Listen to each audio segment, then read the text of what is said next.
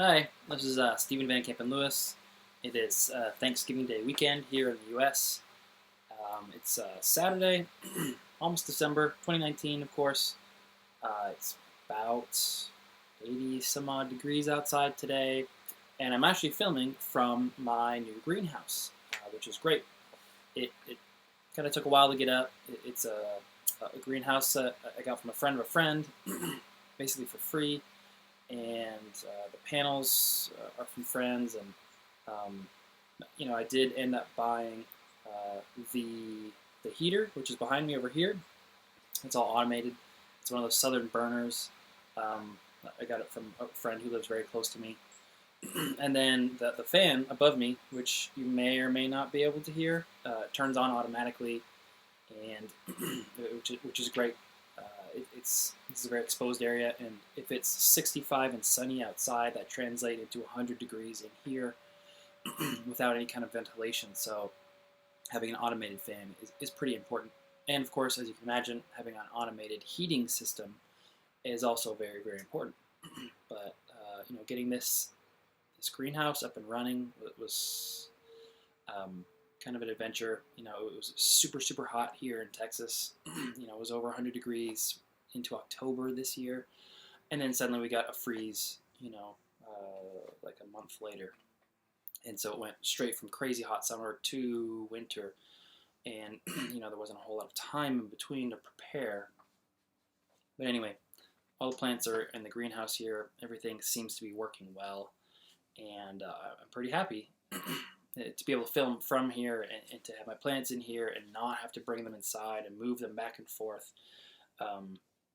So, when summer comes this year, which is typically early April, I'm probably going to take these top panels at the very back off, and on both sides, and so that that air can just kind of go through, and they'll have a 50% illuminate shade cloth on top. Right now, it's full sun until about now. I guess the shade of the oak tree starts to kick in around 2 p.m. So no shade right now for my plants for this time of year, and that's doing pretty well so far. But I do want to talk a little bit more about sort of wintry things, and Catasetums and Cattleyas, and normally when I make these videos, I kind of have a topic in mind of what I'm going to chat with you about, and today I'm just kind of winging it. So, but I do want to, before I jump right into the sort of winter time talk, I want to show you a few of the flowers. I think I showed you guys these not too long ago. This is Clowesetum, Rebecca's daughter, and I pollinated this with a Catasetum tabulari variety rhinophorus a couple months ago, I guess. And it's got two pods holding pretty nicely. I pollinated it on 26 September, so like I said, a couple months ago. And the flowers are really nice. Of course, the sun comes out from behind the clouds and sort of bleaches out the color. Let's see if I can get this in a place that makes sense and y'all can see. But it's a nice sort of white, light pink. It's got a nice flush of yellow in the throat there, and I got this, as you can see, from my friend Raphael in New York. And there is a light fragrance, but it's nice that the flowers are very, very, they're very plasticky. They're very hard. They're great. In fact, I'm going to take this to judging tomorrow. We'll see. I think the flowers are nice. That the flower count's low, but floriferousness is not the end-all be-all for judging. We'll see. At the very least, I think it's good for my fellow judges to see more Catasetums in San Antonio. I've also got this one, which I show you guys all the time. This one has been in bloom pretty much nonstop since the last video I made, which was about a month ago, and it just had spike after spike after spike.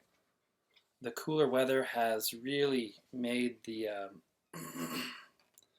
made the color come in on these really nicely. And again, of course, the sun pops out from behind the clouds just in time to make it look not great for y'all. But anyway, it's a nice, really nice pink, really fimbriate, frilly lip, And you can see that there's, this cooler weather is making the colors really nice, and the yellow in the throat is very dark, as happens in cooler weather. Cooler weather typically makes the color more intense. Cooler weather and brighter light.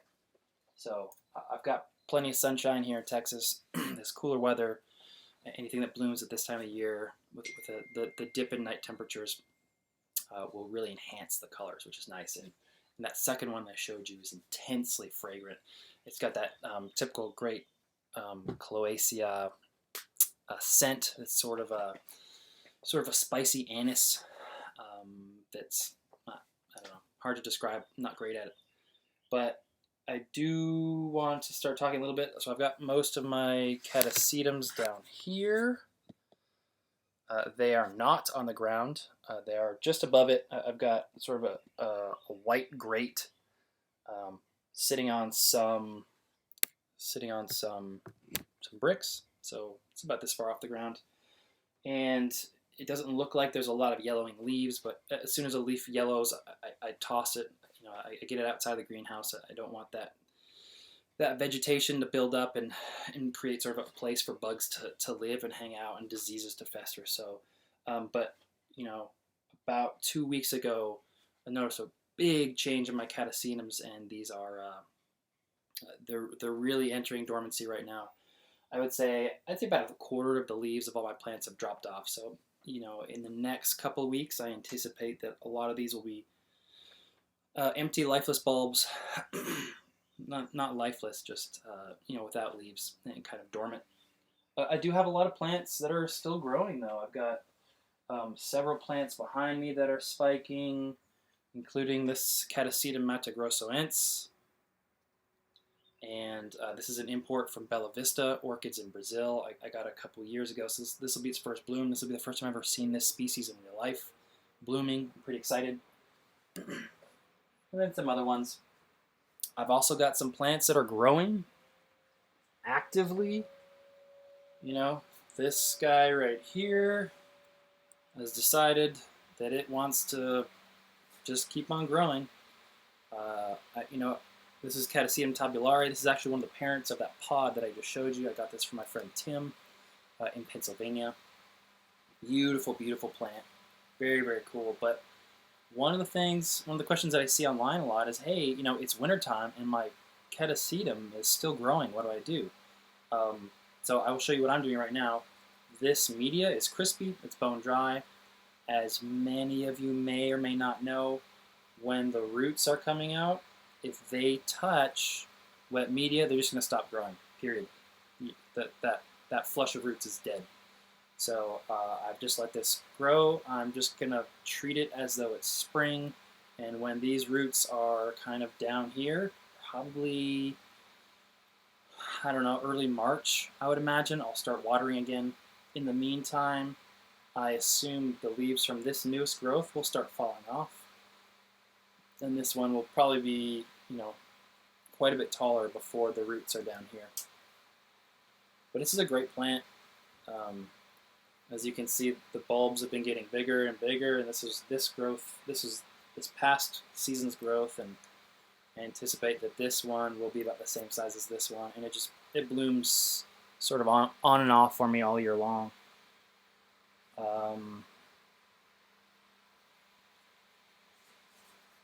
I've got another Clowesetum that's spiking right here. I'm going to put this guy back over here.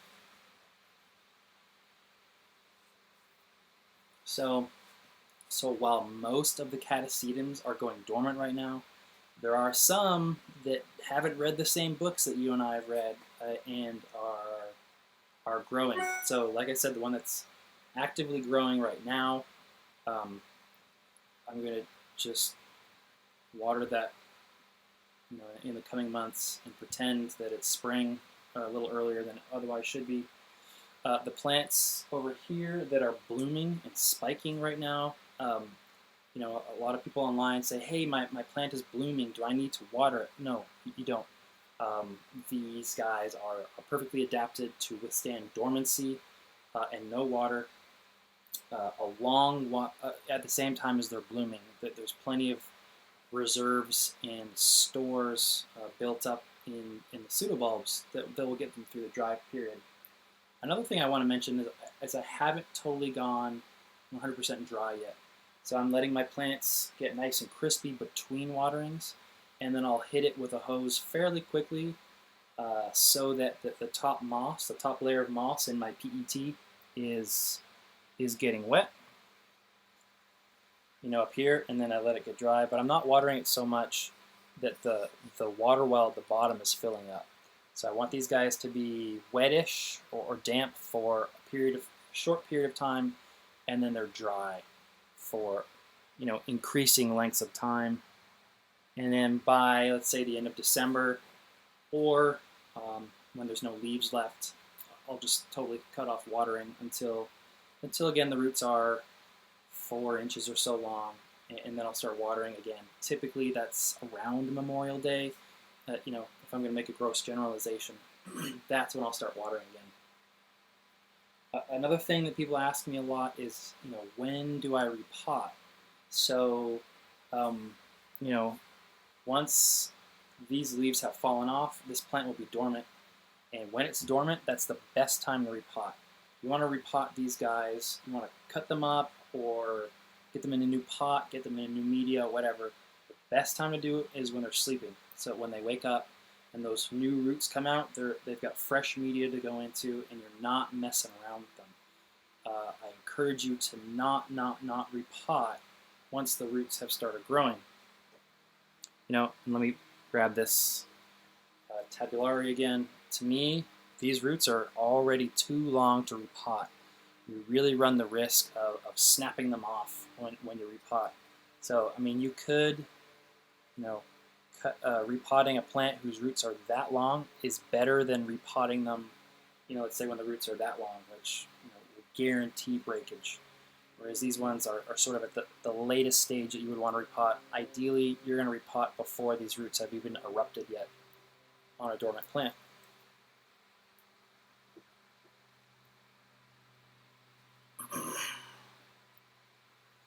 I've also got a lot of Cattleyas.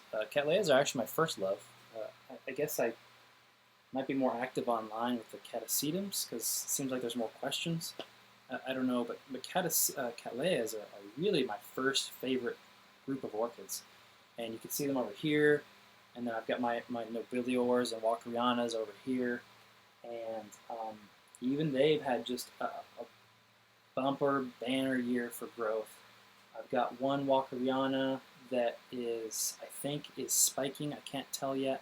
The new spikes are new growths, and let me show you here.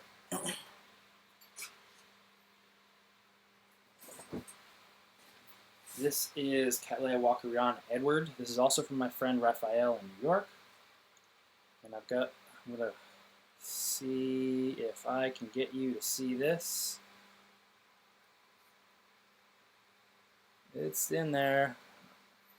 Guess you'll just have to believe me.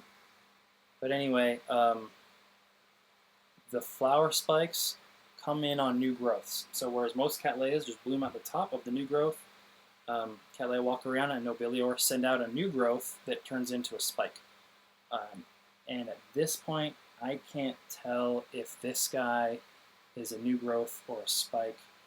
Given the time of year it is and how long this one has been not really growing, my guess is that it's a spike. So hopefully early in the new year, I will be able to make a video of this Cattleya Walkeriana, which is a cerulean. It's an awarded cerulean blooming.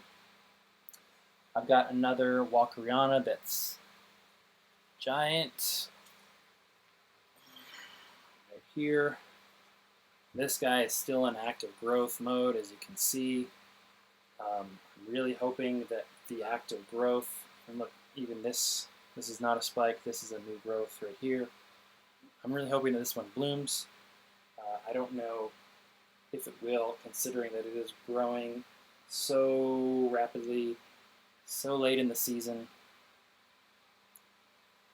I don't know. It's certainly large enough to bloom.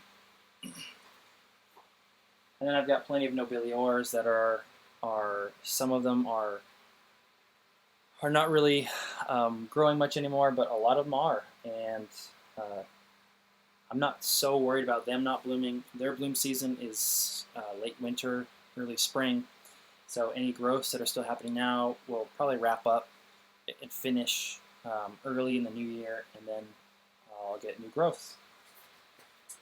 As for all my other Cattleyas behind me, we had a really late, like I said, a really late hot season, and they all cranked out second and third flushes of growth.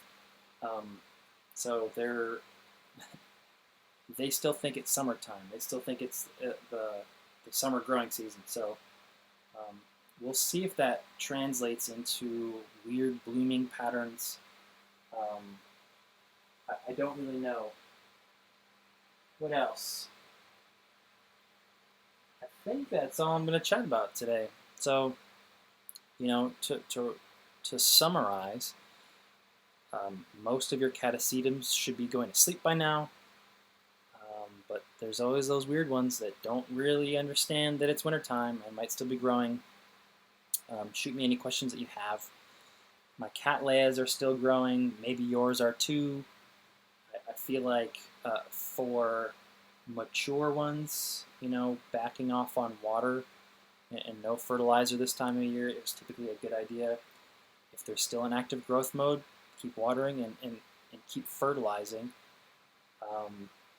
But you really want to let the plant tell you what to do. Once you start getting a larger collection, that becomes a little more difficult. Luckily for all these guys, they're still pretty much all actively growing. So I can kind of still treat them the same. It does become tricky when you have maybe a third of your Cattleyas are actively growing, and then maybe 2/3 are not. So if you have a small enough collection, maybe you can kind of move them around and put the plants that are in similar growth phases together. So you would, let's say you have your dormant ones over here and your actively growing ones over here. So you water the dormant ones a little less than your actively growing ones. And of course, the Cattleyas, most of the Cattleyas do not have an intense dormancy in the same way that Catasetums do. Although Cattleya and Walkeriana and Nobilior are well adapted to fairly harsh, dry winters. They don't require them, though, in the same way that Catasetums do. So with that, it's, like I said, it's almost early December, so we're getting into the winter season. And yes, Texas does have a winter season. Luckily, it's very short and brief, and that's why I live here. I love it. I like the heat. I like the warmth. I like the sunshine. So, yay, Texas. With that, let me know if you have any questions, and I will hopefully, I'll fill you in on what happens with these Catasetums at tomorrow's judgings. I'm going to take both of them, Catasetums, the Clowesetums, and if anything else blooms in the next month or two, I'm sure I will let you know. See ya.